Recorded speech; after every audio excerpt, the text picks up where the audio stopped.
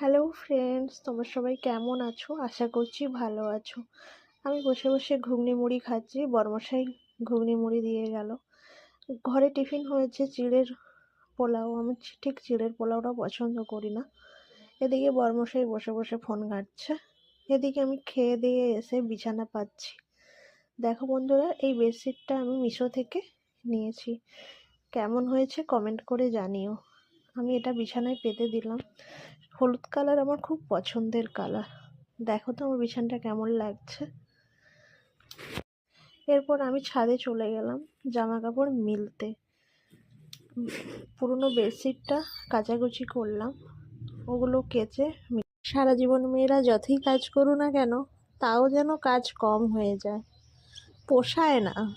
কি করব বলো, এগুলো প্রত্যেকটা মেয়ের জীবন কাহিনী। তো এগুলো সব সময় না ভেবে কি করে জীবনটাকে এগিয়ে চলতে হবে, সেটাই ভাবা উচিত।